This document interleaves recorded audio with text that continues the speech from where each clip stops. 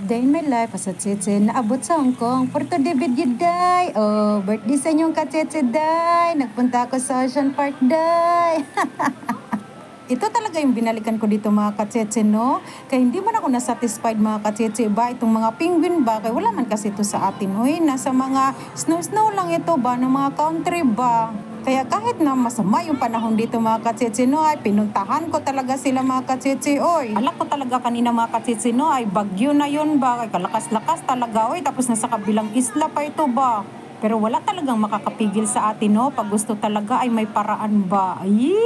So, ayan, nakita ko na naman yung mga penguin na ito, no? Napaka-cute nito sa personal, mga katsetse ba? Ay, sos na lang. Gusto ko sana mag-uwi ng isa ba? Kasi hindi man pala pwede. Oy, isang beses lang kasi sa isang taon ako makapasok dito sa Ocean Park, mga katsetse, no? Kaya go na talaga, go. Wala talagang nakapigil sa akin. Oy, kahit pa ang lakas-lakas ng ulan kanina. Oy, ala, pinuntahan ko talaga itong makukulit na mga penguin na to ba? Naks.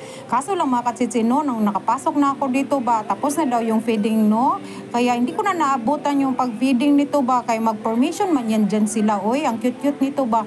Naka-video man ako nito dati mga katsetse, pero live pala yun. So, nung hinanap ko na sa mga videos ko ba, kaya gusto kong panoorin ulit, ay nawala naman. Oy, 3 months lang pala yung live na yun. Kaya ngayon, ginawan ko talaga ng paraan ba. Sabi ko, ay i-video ko talaga ito ba. Hindi ko talaga i-live kay mawala pala kapag mag-live tayo, no?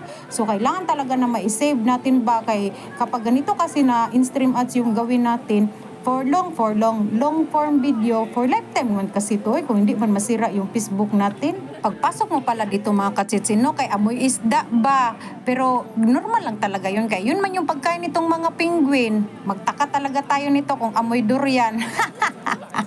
So, dito sa penguin na to ako nagtagal mga katsetse, no? Kaya cute na cute talaga ba? Alam nyo mga katsetse, no? Ang dami-dami na nilang hayop dito ngayon sa Ocean Park ba? Kaso yung panda ba kanina, kay gusto ko rin siyang puntahan ba? Kay sarado pa man, oy.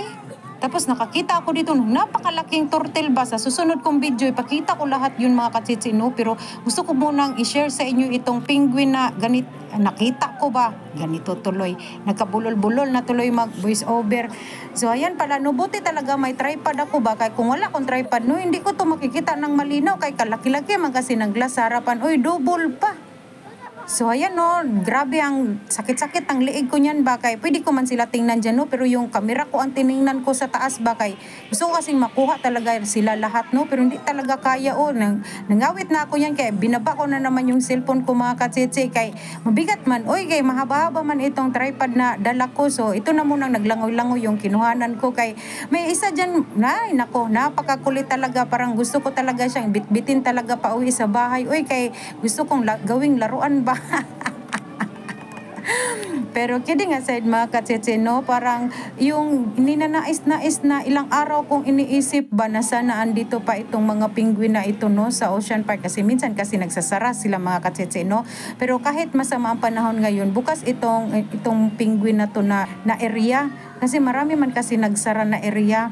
Kaya laking pasalamat ko talaga kay Lord mga katsetse, kay bukas man ito. So dahil taon-taon na akong nagpupunta dito sa Ocean Park mga katsetse, no, pinipili ko na lang yung mga pinupuntahan ko ba, yung gustong-gusto ko. Sa 4 na taon kong pabalik-balik mga katsetse, no, nasatisfied na ako ba, kaya napuntahan ko ulit itong penguin. Pero sa susunod na taon, no, pag nag-birthday ulit ako mga katsetse, ay may subject na naman akong gusto kong puntahan mga katsetse, kasi kanina kasi masama ang panahon mga katsetse, no. May binuksan na naman silang bago ba, yung dolphin show, may mga dolphin na naman dito silang inilagay mga katsetse. Mag-show sana kanina mga katsetse, no, nakaupo na kami ba, ready na ang lahat. Sus, nag-countdown na mga katsetse, nung pag-countdown na, no, pagka after 5 minutes mga katsetse, ging-cancel nila, nako, syempre, hindi naman natin maiwasan kasi na masama nga ang panahon mga katsetse. Bigla buhos kasi ng ulan dito mga katsetse. Kaya sayang na sayang ba, yung parang opportunity ko na rin yun ba na makita yung gano'n na, dog show na tuloy, dolphin show. Yung mga dolphin ba, hindi pa ako nakakita niyan sa personal. Syempre, excited din ako. Di ko kasi akalain mga katsetse ba, kay nakikita ko man na may gate para dun sa dolphin, no, pero close kasi lagi pag nagpupunta ako rito. Kaya kanina nung nakita ko na may schedule na sila ng mga oras na nakalagay sa labas, ay excited ako. Nag-alarm pa. May makulit na penguin dito mga katsetse, no, panoorin nyo, nagpakitang gilas talagang isang to mga katsetse ba.